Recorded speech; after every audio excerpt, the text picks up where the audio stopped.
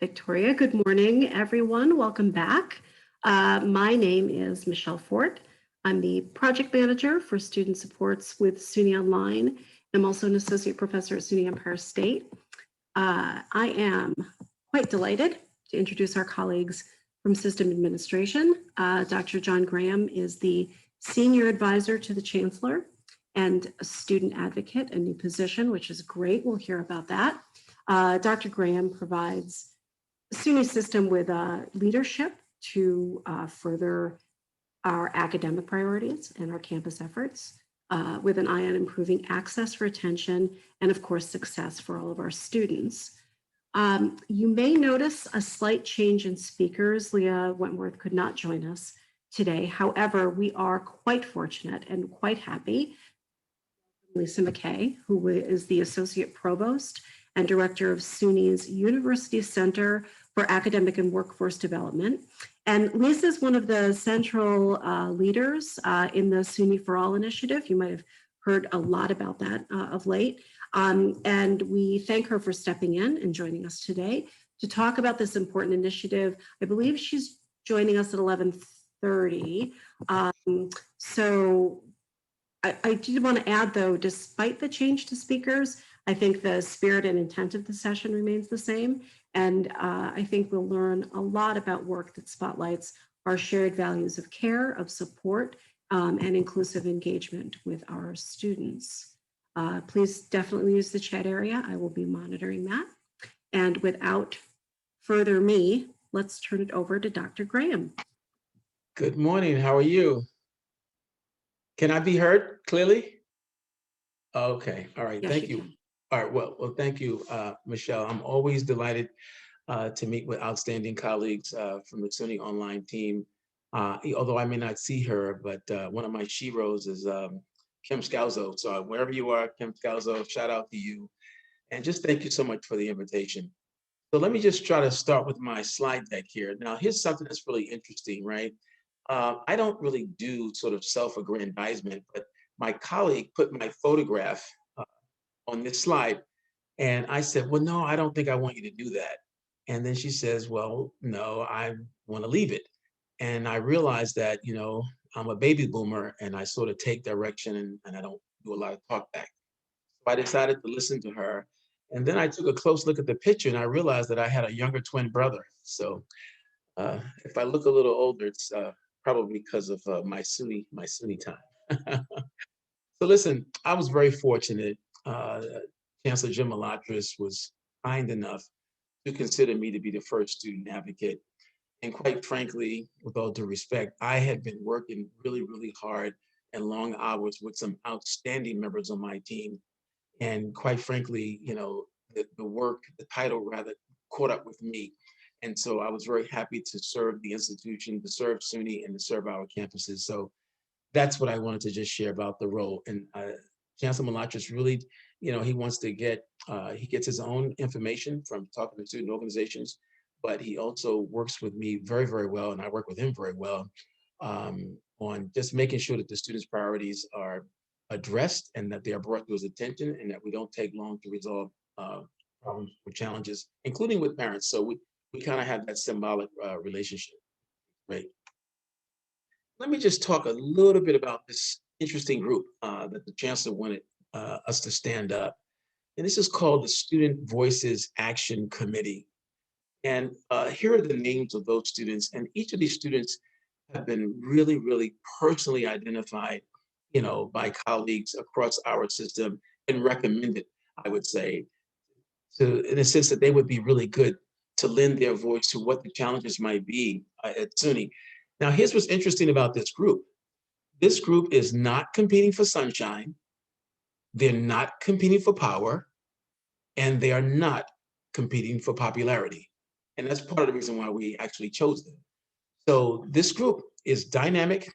They really bring a lot of good information to us to understand about what their lived experiences are on their campuses.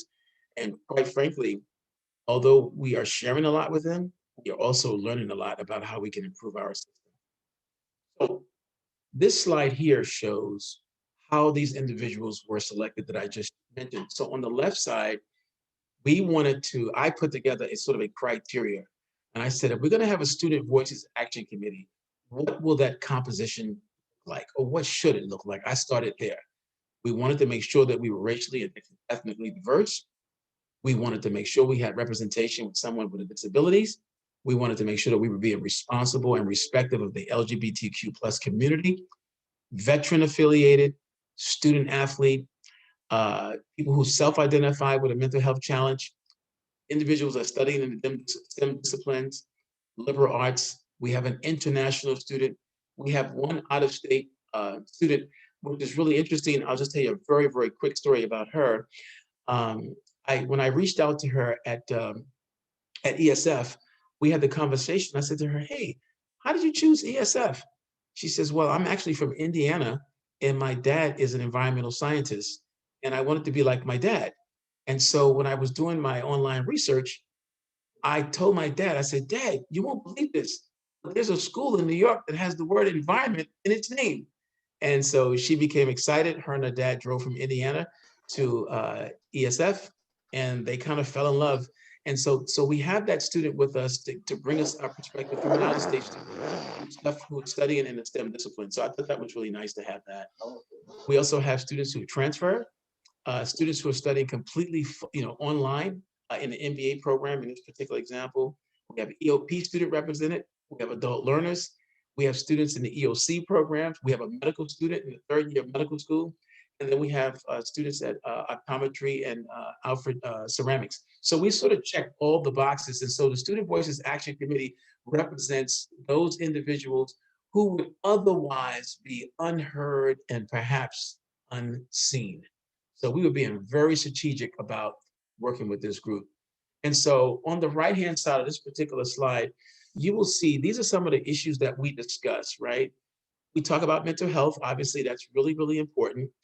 And we have a very, I would say, a fairly comprehensive suite of assets of support services for students in mental health beyond what they receive from their campuses, because we all know that there's just no way to hire yourself out of a challenge with dealing with mental health. And so one of the things that we're really, really pushing for, and we got some more work to do, is that we're really looking for sort of a peer advocacy agenda where students can sort of help each other.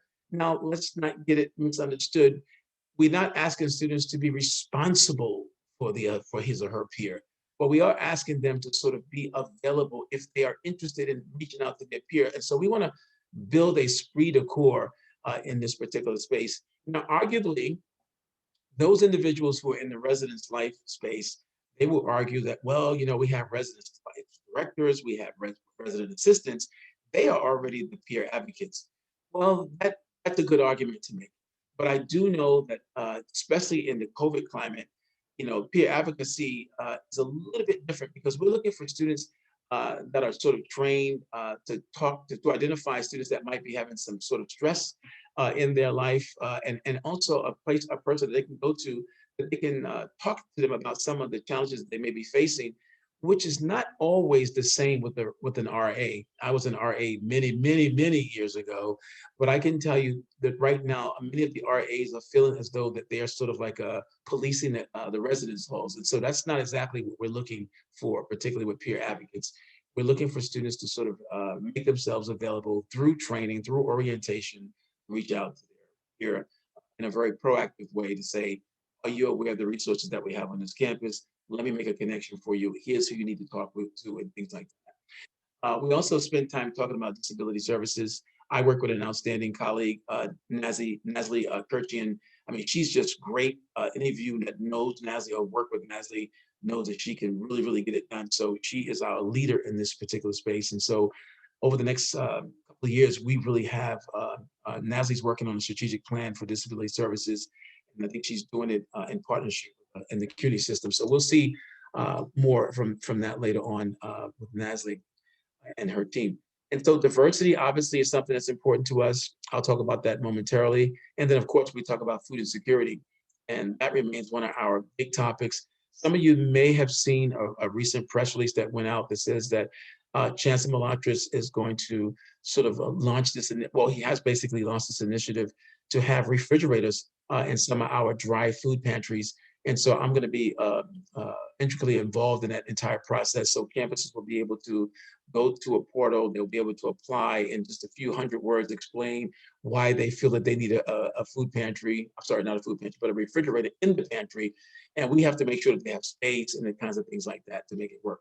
So the draft agenda for the Student Voices Action writ large is, as I said, it's peer advocacy, comprehensive support. It's Single Stop, which is a nonprofit organization based in New York City. They have representation. They're basically throughout the country, but they have a headquarters in New York City. And we're really trying to work with them where students can actually go to one individual on campus and student support services to really kind of help them out as much as they can. I don't want to go too deep in there because this is work in progress, so we don't have it yet. It's a part of our agenda. Swipe Out Hunger is another organization based in California. It was a young lady, dynamic young lady, graduated from UCLA, and she wanted to create a process where students who were not consuming all their meals would be able to donate some of their meals to their peers. Again, another peer advocacy agenda type thing. So we talk about stigma. Student will be able to go to the dean of students or student support services, make a case for themselves and says, hey, I'm on the very lowest meal plan that I can afford. Is there a way that you can help me in any way? And then the dean of students will issue, a card to the student, and the student will have access to the dining facility. And that swipe card looks exactly like the card that everybody else has, but they'll be donated meals. So that's the thing that we're trying to do. And I just mentioned to you very briefly about the refrigerators and freezers.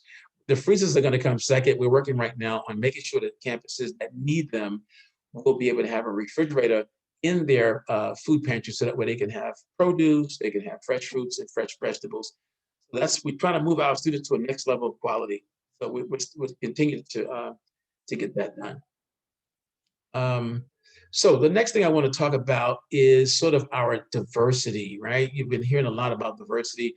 There is a racial action equity plan. This work is being led by Dr. Terry Miller, who is our Senior Vice Chancellor for the Office of Diversity, Equity, and Inclusion. And Terry's doing a fantastic job. So she was kind enough to ask me would I be willing to chair one of these subcommittees. And I was able to chair the Improving Campus Climate. So I was very fortunate to work with the president, Don Christian from New Paltz, Bob Halen at Suny System in the Construction Fund, and Dr. Barbara Ricotta from the University of Buffalo.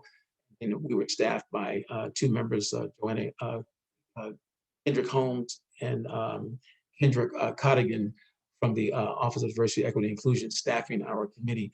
And we really talked to about 35 stakeholders. And we really spent all of 15 hours getting, qualitative data. We wanted to find out from students, from campus vice presidents of student affairs, residential life directors, faculty, tenured, non-tenured, and then also we talked to individuals that were retired so that we can understand what is the lived experience, what is the past experience, and where do we need to improve in that space across our system. As we have a number of our students wanting to have a different experience than being in New York City. I'm from New York City, I'm from Manhattan, and I'm specifically from Harlem. And so when students leave the Bronx, the Brooklyn, Queens, and wherever they're from downstate, and they come to upstate, we have to make sure that with that acceptance letter that says, Dear John Graham, you are accepted, that when I get to campus, I am also welcomed in a very authentic and genuine way that is supported not just by the campus, but also the surrounding community. Now, one of the things that we know is that geography is really, really important. And we cannot turn upstate New York into downstate New York. But what happens at the campus level and the town and gown relations is mission critical. And I do think this, colleagues, there is an overemphasis on asking a president to be the singular voice on diversity. Students do not have the most meaningful experiences, the daily experiences with executive leadership on a college campus. My daughter just graduated from University of Albany with a degree in public health. And I asked her, did she know anybody in the president's cabinet? And she said no, because the people she do know is her faculty members. She knows the academic support services folks. She knows people in tutoring, residence halls, and things like that. So my daughter's experience, as with other people's children, would be likely to be in the middle of the organization and not necessarily at the highest level. So anytime you ask a president to be the singular voice about diversity, and then the president sort of moves on, now you're sort of have a little bit of a vacuum that says, well, we lost our leader. So I kind of believe in this notion of the president's voice is really important, but we also have to have voices that lead this diversity agenda that's in the middle of the organization, because that would be our faculty, our staff, and other people that are in support services. Because sometimes presidents can lead from the front, they can lead from the side, and they can lead from behind. And there are different times in which they need to do that. If you always notice, the border collie moves the herd by the margins, but not being lead dog. So I'm very much a proponent of having people that in the middle of the organization take leadership on diversity issues.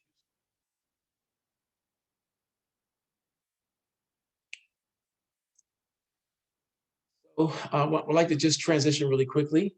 So food insecurity, it's a big deal. It's ubiquitous. It's not going away as it should, as it shouldn't, because there's just so much to be done in this space.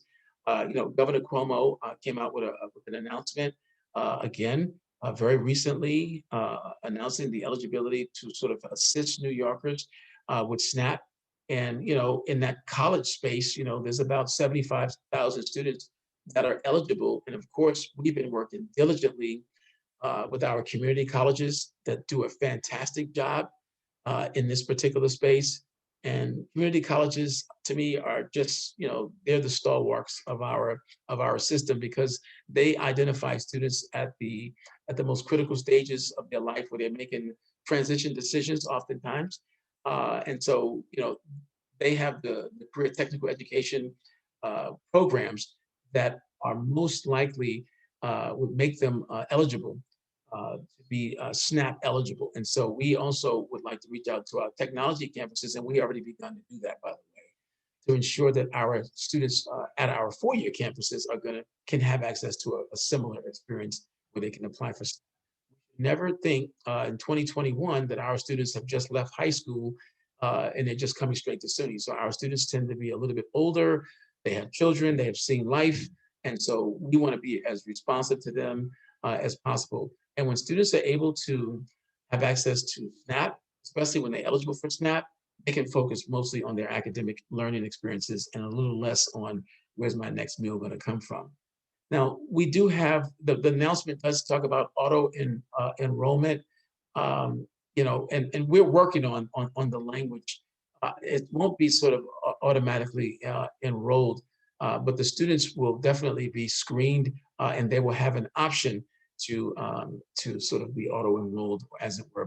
But as it is now, students will sit down and they will talk to either a SNAP coordinator or whatever that responsible position is called on one of our campuses to really help the students navigate the application for benefits. I had the privilege a couple of years ago of talking to a group called Noap Coordinators. And the Noap Coordinators are these sort of nutrition outreach education program coordinators, and they're about 80, I believe, across the state of New York, and they do fantastic work. And so I've connected through my relationship with the office, through our relationship, I'm sorry, I misspoke, never my relationship, our relationship, SUNY's relationship with the Office of Temporary Disability Assistance, and our relationship with Hunger Solutions and other partners to meet with the Noap coordinators. And those coordinators actually would visit our campuses and typically be in high traffic areas, helping students navigate the complexity of the eligibility form for SNAP. They are experts at that form, but given COVID, the foot traffic hasn't been on the campus, as well as the Noap coordinators haven't been able to do face-to-face interaction with students. So right now we're doing the same outreach effort, but it's just a virtual platform. So that work is still ongoing.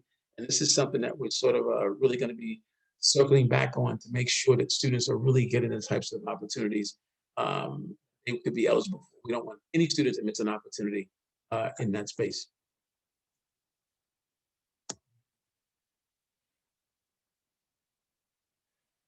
So the next thing I want to talk about is residence life very briefly. And just in case you all didn't know this, there's some numbers here that might interest you. So the number of beds that we have on our city campuses is 82,000 plus. At no given time of those, we're at 100% capacity. But the spring 2021 utilization, our expectancy was around 45,000. And obviously that's very clear because we're in COVID and we have a lot of students that are studying remotely. And so, this is all a new normal for all of us, right? But if you can just look at the economics of this, right? You can imagine when you don't have students in the residence hall, what that does for the operations of the facilities and things like that. And our campuses are being extraordinarily good about making sure that the students that are there are having a wholesome and safe experience. I would actually say safe experience, and it's as wholesome as it possibly can be. But there are a lot of moms and dads that I talk to and students that really want to be on campus, notwithstanding COVID. Everybody's not the same when it comes to their reaction to it. And some students are saying, "Hey, I really want to grow and I want to mature in this difficulty." So I think that's really good. I'm always happy when students take on that approach to do that. So there's a couple of things I want to share here. Suny for All press releases, and I believe Michelle, my teammate Lisa McKay, is she teed up here? Because I haven't seen her. She is here. Oh, Yes, she okay, is. She's great. joined the room. Are we Okay, passing? Do you want to pass it off to Lisa now? I would love to pass it off to Lisa Michelle. Thank you. Excellent. Lisa, whenever you're ready.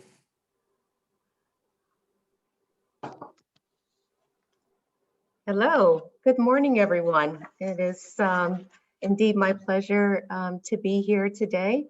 I am just running from another meeting, so I'm sorry I missed the first part of the presentation, but I've worked with John for a number of years and I know he did a fantastic job. So please do not expect me to be as much of a silver tongue as John. I wanted to spend some time this morning talking about a system that I absolutely love, which is the Education Opportunity Centers and Attain Labs, and more importantly, how we fit under this new Chancellor initiative called Suny for All. So as you can see here, and I think everyone has kind of been reading the number of pressers that come from the Chancellor. He has been studiously working to increase access and opportunity in all sorts of manner of things to improve the lives of New York State residents. So what I would like to talk about today is a little bit about Suny for All, but I'm going to really try to stay in my lane of expertise as it relates to Suny for All, which is really focusing on the EOCs and Attain Labs. So for everyone, back in December, we had Chancellor announce this new initiative, Suny for All, which would launch with the something called the Suny Online Training Center. And that instance included the assets that are a part of my area of responsibility, which are the 10 educational opportunity centers across New York State, the 2 college and career counseling outreach center, and our 35 Attain Labs. So for those of you who aren't aware of the EOCs, as a system, we've been around for since 1966 in one iteration or another, really focusing on building academic skills for residents that could be or are classified as maybe not ready for the collegiate experience, if you will. In fact, a number of our students, we really work hard on building their academic skills so that they can complete a high school equivalency program, complete a college prep program, and then hopefully transition to a college or university in their local area. While it is a SUNY program, we work with both SUNY and the City University of New York for sponsorship for our institutions. And so we have a broad reach across New York State. We're in Buffalo, Rochester, Syracuse, here in the Capital District area, and all the major boroughs of New York City and Long Island. And then sort of overlaid that are our Attain Labs. There are 35 across the state. And the intent of that program was really to bridge the digital divide of communities of need going back 20 years ago. So Attain has been around for just about 20 years, where EOC has a more storied history. Fast forward to the future, or at least March of 2020, when COVID hit, and had to take what I would have considered to be a very hands-on, community-focused, high-touch educational experience for students who really wanted to kind of get their feet under them. I know when I talked about EOC, I talked about the academic pipeline, but we also have a wide variety of career and technical programs that are offered at each of our institutions. The types of those programs varied on the nature of the community need. So they don't necessarily mirror the same. They're not all the same across New York State. So when COVID hit back in March, we've had to transition very quickly to remote teaching and learning, which we did very, very successfully.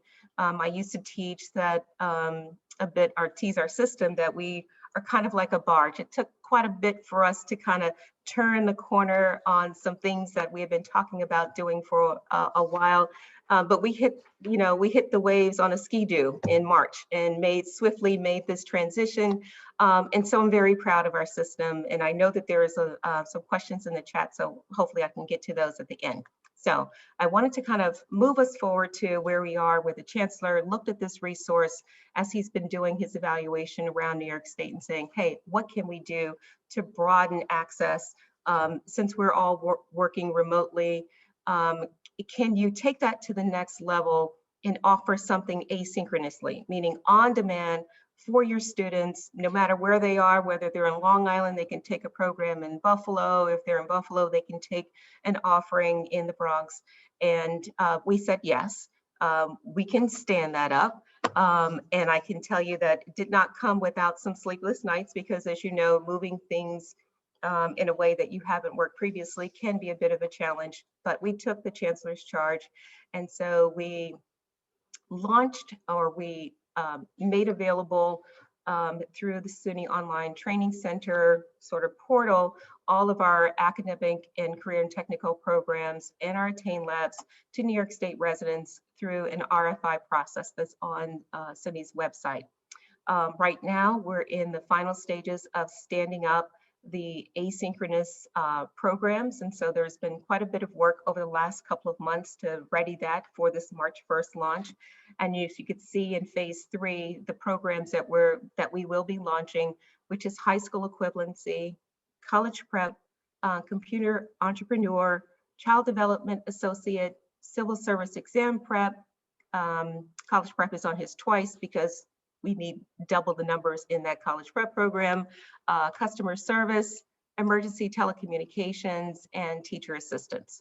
Okay, so the other part, a big part of phase 3 is the review and evaluation of this model. So as all of you know, when you come with something new, you want to be able to take some time to evaluate and make tweaks and to explore where you might want to go into the future.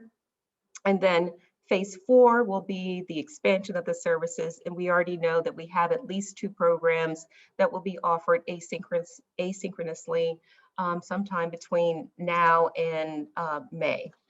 And that is a pharmacy tech program and a Google IT support certificate program. So if you notice, I did not necessarily talk about where those programs will be sort of offered from. But they will be supported by a local EOC in terms of the student support services and the navigation office hours. That is the current faculty of the EOCs where that program will be hosted. So as you can see here, the expansion is only limited by our imagination and of course our financial resources, but we're not going to talk about that.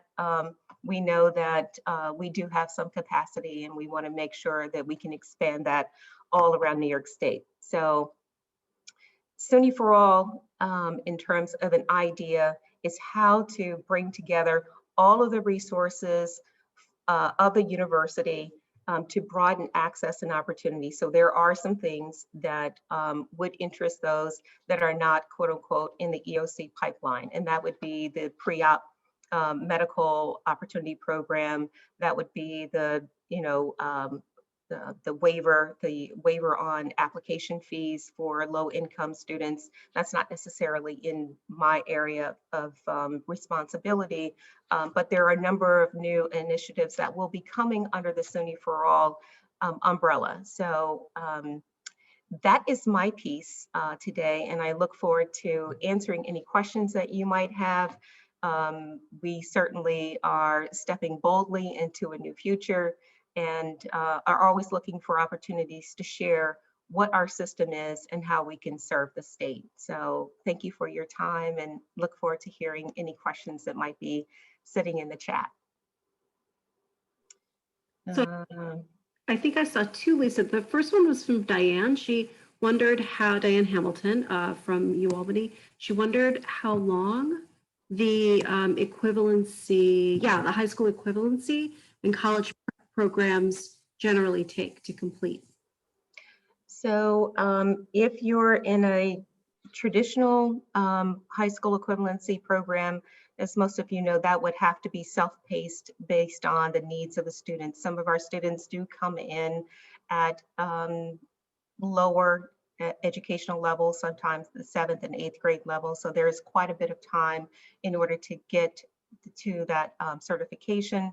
College prep is generally, depending on how that program is structured, could be anywhere from 6 weeks to 3 months. The programs that are going to be launching asynchronously are self-paced. So how long would it take a student to kind of work through the content would be based on that student. Okay, great, thanks. And Ryan, you looks like you and Chrissy have the same question. Did you want to unmute? You want me to read for you? No, I'm happy to unmute. Can you hear me? Thanks. Awesome. Yeah.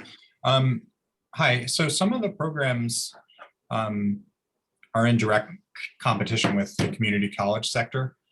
So how were community colleges brought into this process? So that's a very good question. I will say that I don't know. The question around community colleges and coordination, I have had some conversations around Johanna about making sure that there is not that there is not competition, but there is already competition in our system. And I'll give you one example. So EOCs have been offering high school equivalency and college prep since our founding, and oftentimes continuing ed departments and on the community college campus offer the same type of program. What the varying difference is, in order for a student to attend an EOC, is that they have to meet certain academic criteria and they have to meet certain income criteria to be eligible for those programs. And so while there might be some overlap in competition, there are still way too many people in New York State that do not have a high school equivalency. So I think there might be space for both, but if there are particular concerns around competition, I think that it would be a good conversation to have. And I think we could all be better for it. Yeah, and I just put in the chat that another significant difference is that SUNY for All is receiving incredible press and is getting obviously pushed heavily by system administration, which community colleges cannot match on the individual level. So it feels like we're kind of cannibalizing some of our own enrollments, which is only going to lead to further destabilization of some of the community college finances.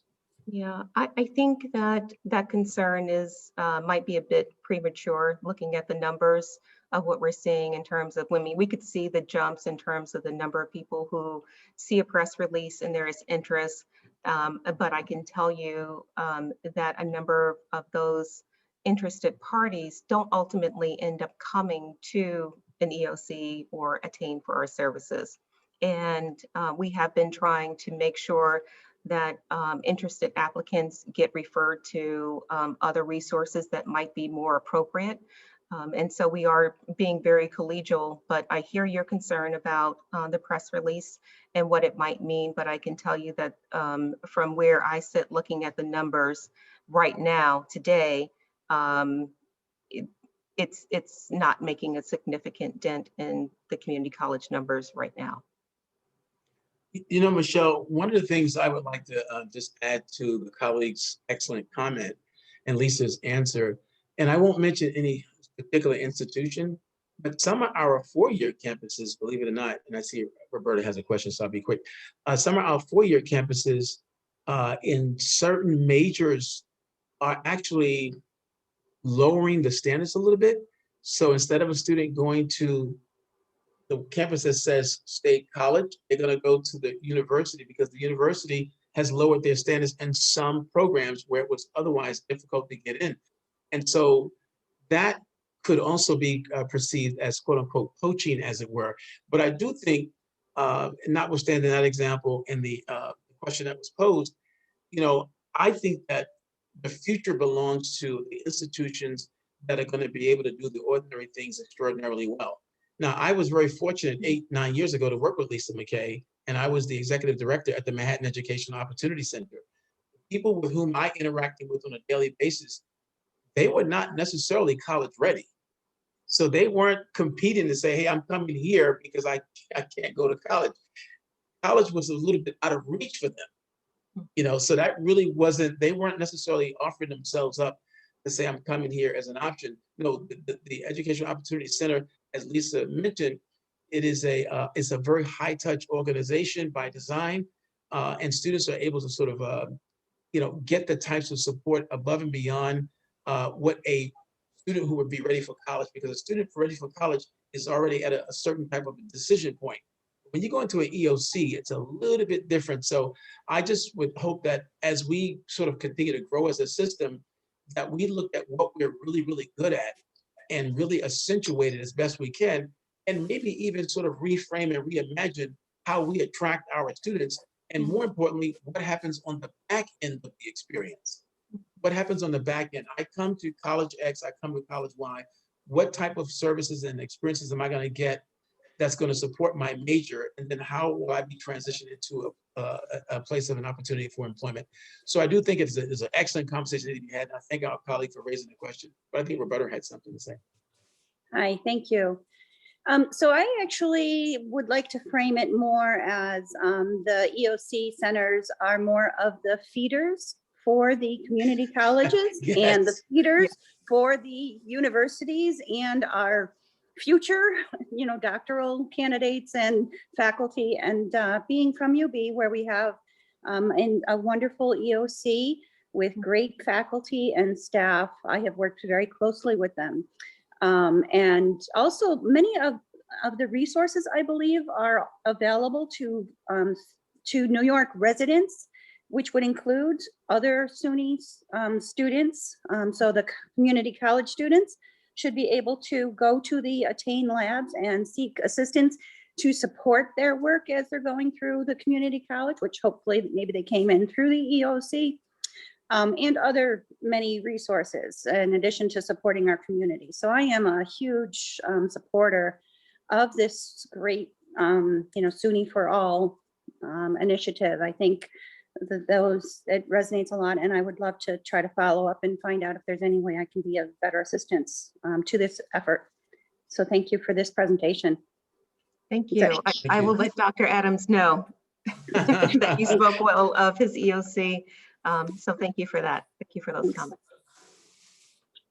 Lisa, there was another question in the chat.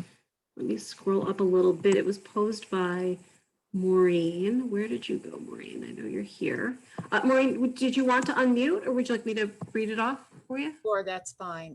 Great, thanks. I love what's going on here with the SUNY for All, and I'm very interested in it for many of my students, which I'd love to steer them in that way if they're having a tough time grappling just with the academics first. So I think Robin's right.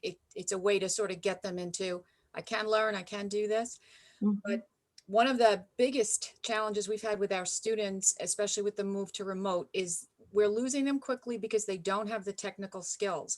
They're great with a phone, but you know, getting graphics off the internet, submitting emails, adding to a discussion, attaching something, viewing feedback from your instructor, they're really lacking in those skills. So I'm wondering if the SUNY for All has sort of a starter program with bringing them up to speed in computer literacy, because I think they get excited about starting this, and it's the struggles with technology that sort of make them leave. You just get so frustrated. And we have a lot of our faculty that aren't really adept with technology, and they're facing the same thing. And I think we all know that it's stressful enough to be in front of the computer, but one problem after another, and they kind of give up, and you don't want them to think, I can't do this. They can do it, but we need to be there with that basic computer training. So I'm just wondering how that's being accomplished.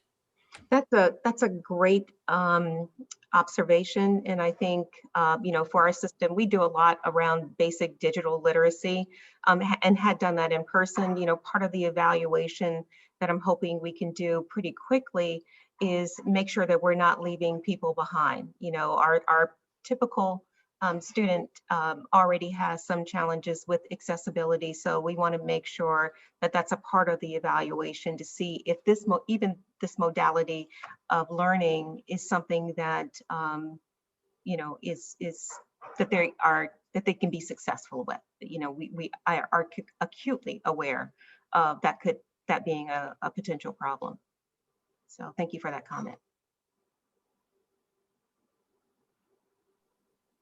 So there's some comments going on in the chat, and I can't type fast enough, so there's all kinds of typos.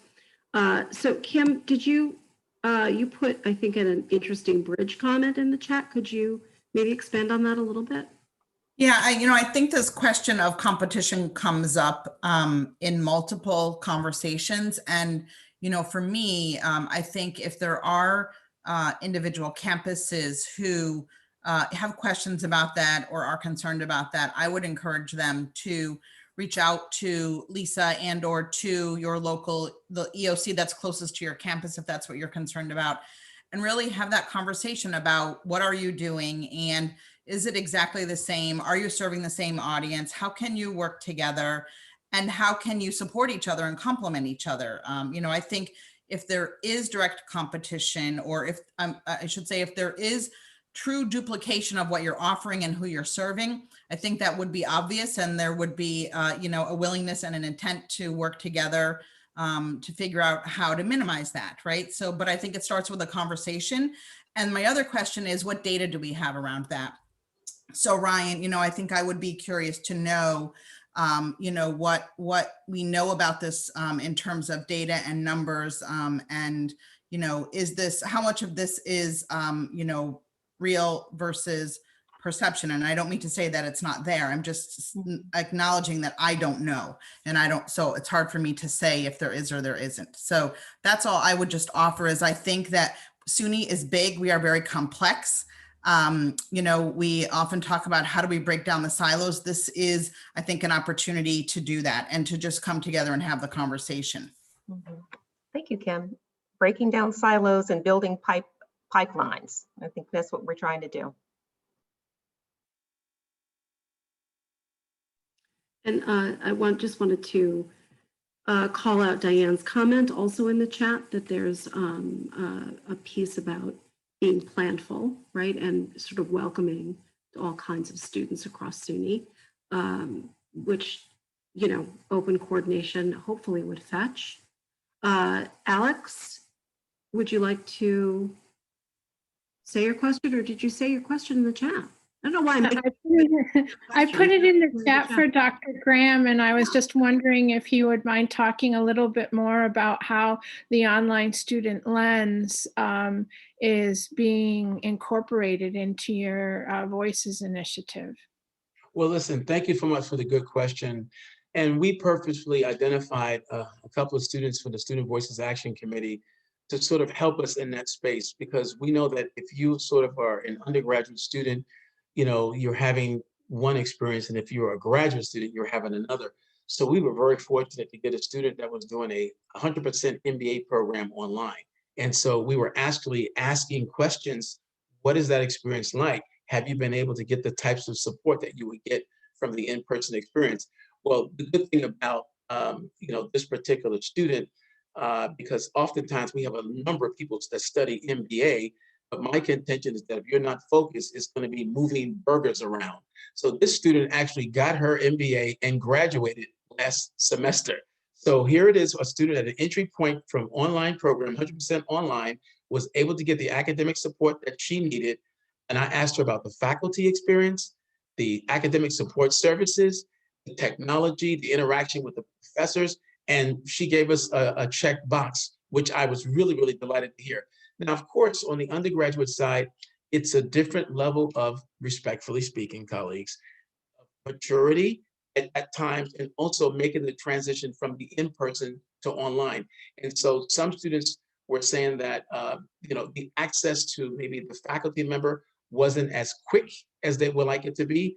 But by and large, those were pain points that students were actually sharing, that I have to mature into this space, because who knows, the company that I may work for may have this sort of distance or distant interface. And so they were preparing themselves for the eventuality of that experience. And so I try to remind our students that some of these pain points, they actually go into your toolbox, and at the appropriate place in your career, you'll be able to pull them out. So to your question specifically, those students have been informing us about our strengths, our weaknesses, if there are any, and the opportunity that is available in that space. And I got to tell you, even my own daughter at UAlbany, taking a study in public health, she took about 5 courses online. It wasn't a complete degree program online, but she had at least 5 or 6 classes. And I asked her what was the difference. She said that the number of assignments were more assignments, and the intensity of the expectation of the work was a little bit more. But she said, by and large, she did well. They formed these little study groups and things like that. So she had to create a little bit of innovation for the navigation of the course, and with her peers. So to me, I think that it's something that's really good. And again, these are comments that the chancellor would like to know. What are our students doing? Because if our students can share with us in a very authentic way, and I will tell you this, it's called the Student Voices Action for a reason. We don't lecture them. They control the meeting. The agenda is their agenda. It's not our agenda. So we don't have a bunch of people talking to them about how great we are when we were, back in our day. It's not that kind of a meeting. We give them a topic and we say, tell us, let us hear, we're at your service. That's our platform. So John, I'm curious, is there an opportunity? So you said, I love what you just said about you give them a topic and they sort of feed to you, right? It is student voices.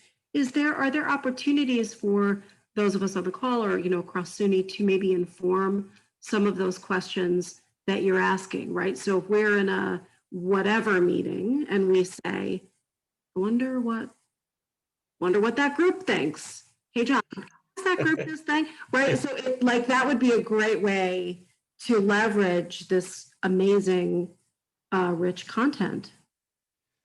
Michelle, I am going to be totally supportive of your question, and I love Kim Scalzo, so I'm going to be a good citizen. So let's do it 2 ways. One of the things that we always do before our meetings, we meet monthly. We always do like a pre-read. So we only meet for an hour, so we don't really burn the hour talking about what we're getting ready to do. So whatever the topic is, we do a pre-read and we say, hey, here are 5 questions. Here's a topic. This is what we're going to discuss. So if there's some specific questions, Michelle, around online learning, we can pose them. I think our meeting is, I'm going to guess and say March 12th. So if there's some questions about online, we can actually share them with the students. And the good thing, Michelle, about your question is that we have some students that are taking courses online and then some are not. So you can kind of variate your questions a little bit so we can kind of get input. And that kind of input is very useful. And just so you know, after we get to May, we're going to be introducing a new cohort. So if there's some students that you all know that are taking courses online, make the recommendation.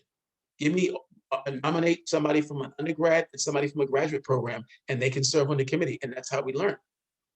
That's so interesting, Dr. Graham, because we have 2 student panels that have presented one tomorrow and one yesterday. And I'm wondering if those students who actually were nominated by their deans and their campus to be on the panel, if they might not be very good candidates for that. I would love to see that synergy come out of this. That would be awesome. Please make that recommendation, because I don't live my life with no. I always say maybe or not now.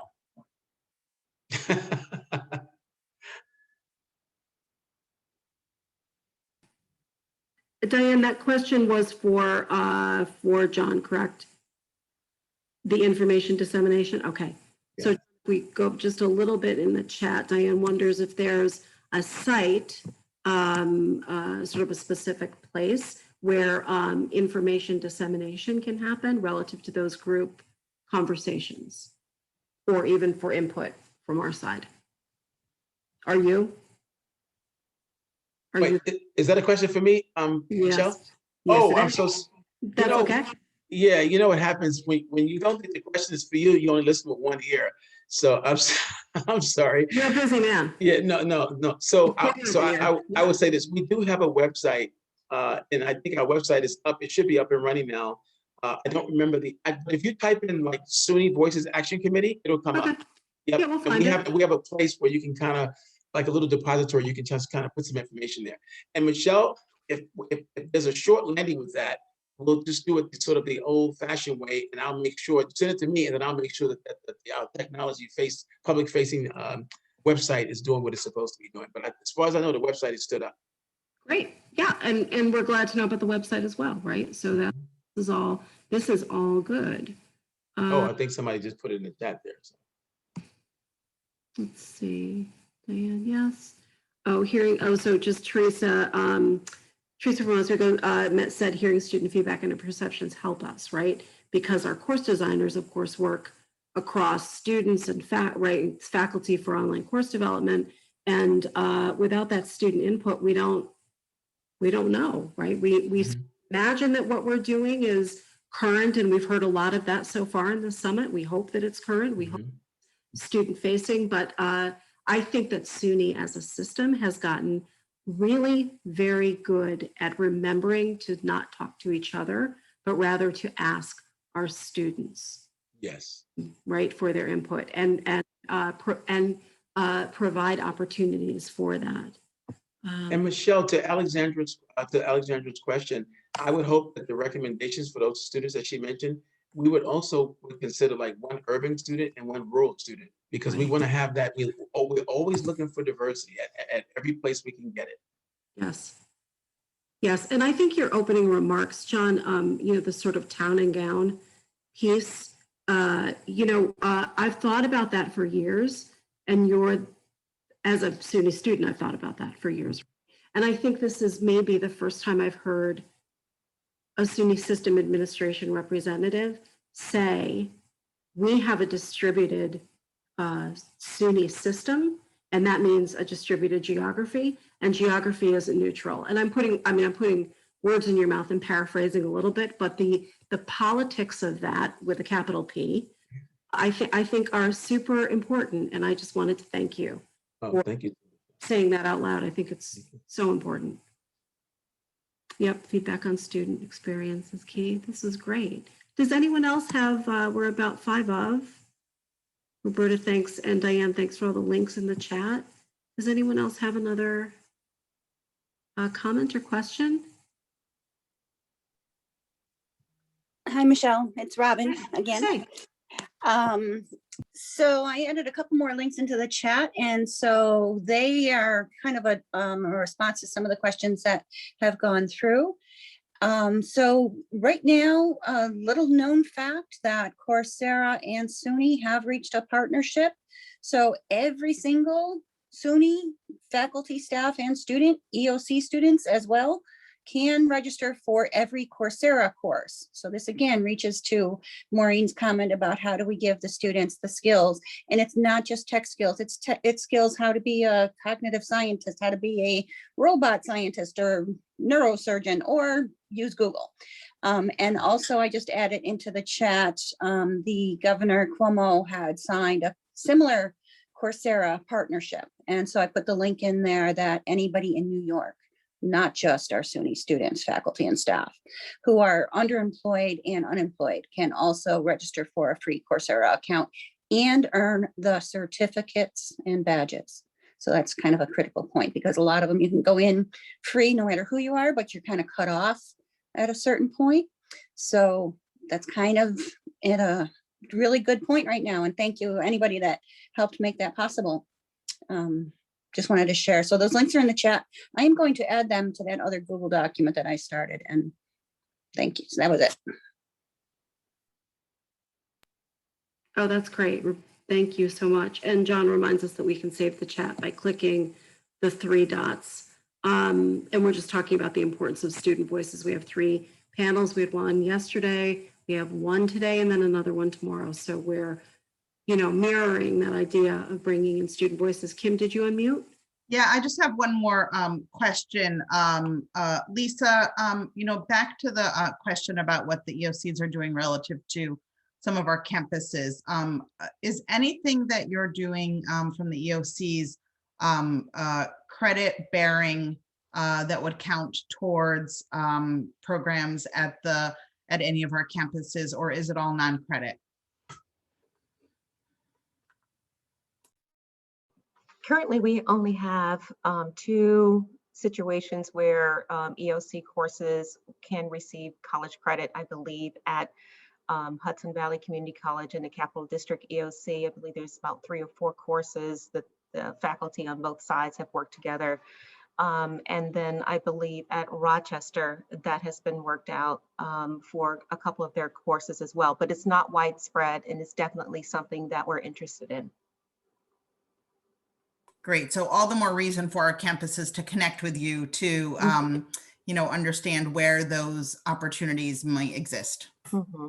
And I would just add for the community colleges that, part of my vision when I kind of took this role over 7 years ago was to really strengthen those pipelines, because from the student perspective, if you find that there's a student at a community college that needs some additional support, services at EOC are at no cost to those students. So, we would love to be able to take those students, get them perhaps more academically prepared for the collegiate experience, and we will definitely send them back because we want them to advance, but allow us to help where we can. I mean, that's certainly our role. So just wanted to sort of put that plug in as well. Thank you, Lisa. That's great. It is great.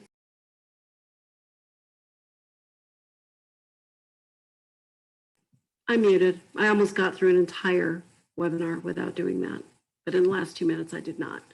And we're almost at time. We're at 2 minutes to 12. Any other last comments or questions for our panelists? Good. So I think everyone here will join me in thanking you both so much for your time and information. It really was a great session, Kim, I agree. And it reminds us of all the great work being done at System. Is everyone going to be mad at me if I end with a TikTok video example? I'm going to do it anyway. Okay, Lisa gave me the thumbs up, right? So I posted this actually on Facebook. A woman shared 3 ID badges. The first one was from a hospital wherein she worked in environmental services. The second one was from an intermediary space where she was, I believe, an RN. And then the third one at the same hospital, she was the director of clinical work in, right, Kim, you saw this, right, in the neurology unit, right? All at the same hospital, adult student working her way through school. And when we have some of these conversations, I think of that. I think of that student that enters our SUNY world, however they enter, and emerges on the other side with an amazing opportunity for growth and a job that is meaningful and continues to contribute. So who said TikTok can't be academic? I think we just proved them wrong. Right. So thank you both very much. And thank everyone. Thank you everyone for attending. And thanks, Alex, for asking me to facilitate. Thank you, everyone. I appreciate the ability to come today. Thank you. Thank you, Michelle. Thank you, everyone. I really appreciate the opportunity. All right. Bye-bye. Bye, everyone.